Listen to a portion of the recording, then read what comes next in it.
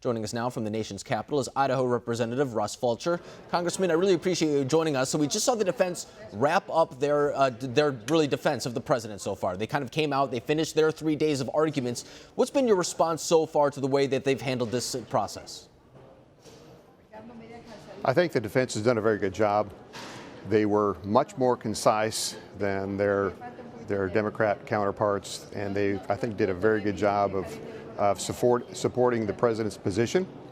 And hopefully this will get wrapped up sooner rather than later. It's my understanding that there would be the potential for a motion to adjourn or acquit first before there is a motion on the possibility of witnesses. And so with that, I think that probably gives the Senate the opportunity to adjourn or acquit first.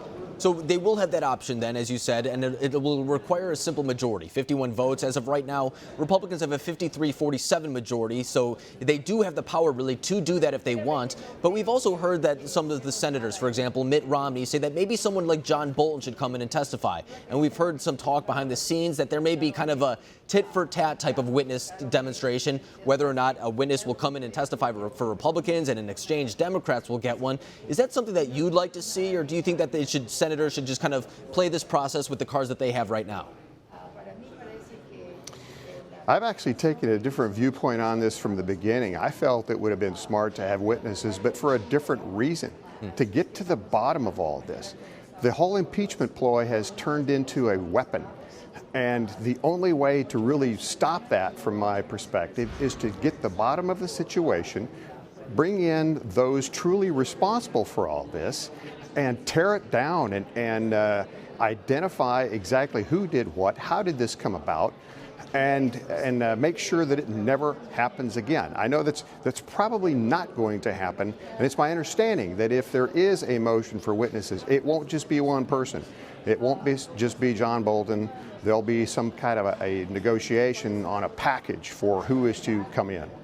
And I think that's an interesting point, too, because one thing that kind of goes unsaid about all of this is that, for example, if your approach was taken, it's an opportunity to essentially exonerate someone like Joe Biden, who said that he's been innocent the entire time. So that may be an interesting side point that you bring up. It's not necessarily just kind of an announcement of an investigation in order to smear someone. There is actually other information to be found. So, as you said, though, it doesn't look like the Senate will go that route right now. But regarding this whole impeachment process altogether, do you believe that after this is done, say that the president's acquitted, which it looks like it will be that case as of right now. Of course, we don't want to jump to conclusions. Do you think that your colleagues in the House, the Democrats, will continue to investigate this? You know, they have been so aggressive with just a viciousness against this president. And I think that's a very bad move on their behalf, because what's happening ultimately is we are being threatened as a result of that. This sends a horrible message to our enemies. We've got the situation in Iran where I think the president correctly took out one of the worst terrorists on the planet. And right after that, then all this attention goes on to the impeachment, the possible witness move. We're going to have this vote coming up on the use of authorized military force. That's going to be coming up here in the next day or two. It's designed to send a signal that we're split here, that we're not supporting the president. And I think that's a very, very bad message to send our enemies abroad. Yeah, and as you bring up, too, it is a little bit of a tense time. I mean, we see with Iran right now that there have been escalations rising. We saw the back and forth, the rocket strikes. We saw the killing of General Qasem Soleimani. And you bring up the War Powers Resolution, too. That's something now that Congress members will have to address in the upcoming future. What is your kind of your take on the latest developments? We saw a rocket strike on the U.S. Embassy over the weekend. We've seen kind of a tit-for-tat response going back and forth with Iran. What's your response right now to the handling of the administration regarding Iran? So here was an opportunity that there could have been a bipartisan approach on this military war powers resolution. And the Democrats, once again, made it a partisan move. Most people on both sides of the aisle would like to address the whole war power situation. It hasn't been since 2002. But instead of allowing that to take place, what they did was they took a bill that already had passed, having to do with coins or a medallion, and basically gut that and place this in the form of an amendment, which eliminates the Republican opportunity to have their own amendment or debate it, really.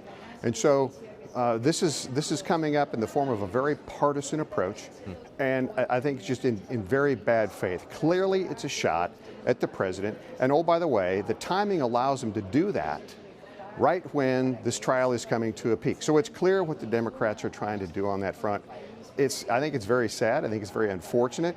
We shouldn't have to operate in such a partisan fashion. Once again, it also sends a tremendous message to our enemies that we're fractured here. And what will happen, too, is if there's some Republican votes that peel off, then a lot of the mainstream media will be out professing, see, the Republicans are fractured, they're fractured, and that's precisely what it's designed to do. And to your point, too, I mean, there was some bipartisan support behind that resolution. We saw individuals like Mike Lee, Rand Paul, senators come out and kind of say that they would support maybe a war powers resolution, asking for more information, of course. But before I let you go, too, we saw the White House unveil their Middle East peace plan this morning, of course, between Israel and the Palestinian people. What's your reaction to that peace plan? Generally speaking, I think it's good. It underscores the need for security of Israel. And also, it's just pressure on Iran in particular to just stop the terrorism thing and stop being bad actors. But make no mistake about it, they're not our friends. They weren't our friends for a long time. They're not our friends now. They're not likely to be our friends. We're going to have to maintain some kind of a presence in the region, and we're going to have a big hammer because, frankly, that's all they understand. So that's going to have to be part of our policy moving forward. And so I think it's a good package that the president's put out there, but we will still have to maintain a strong presence there because, frankly, that's all they understand. Yeah, and of course, a big part of that plan, too, was kind of demilitarizing that whole situation in the Middle East. They kind of went more a financial route. That's something that they're looking to do. But Representative Fulcher, I really appreciate you coming on tonight. Thank you. My pleasure. Thank you.